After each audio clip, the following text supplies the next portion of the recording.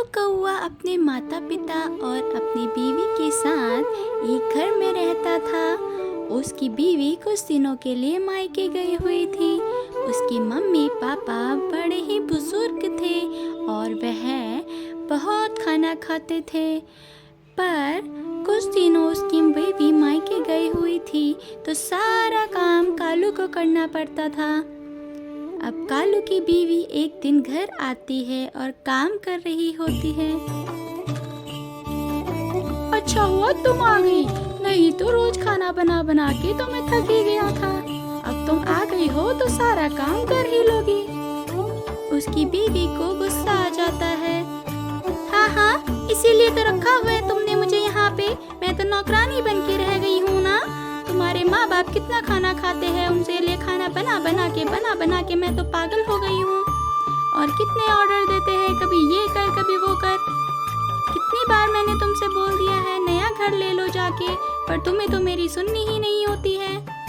अरे तुम क्या बात कर रही हो, हमारे माँ बाप कहाँ जाएंगे, वो हमारे साथ ही तो रहेंगे।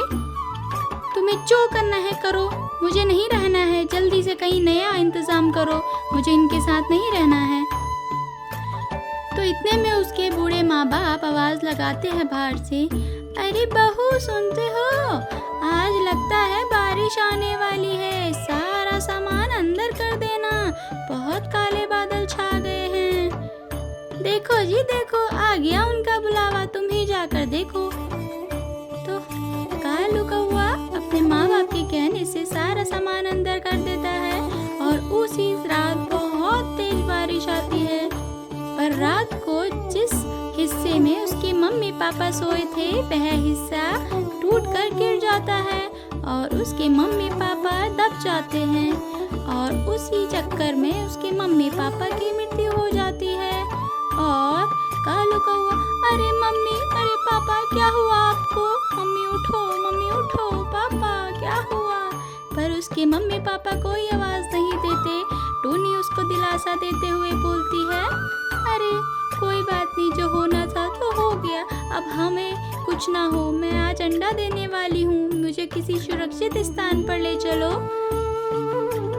मैंने अपने मम्मी पापा को खो दिया, अब मैं अपने बच्चों को नहीं खो सकता, पर मैं अपने मम्मी पापा को छोड़ के भी नहीं जाऊंगा।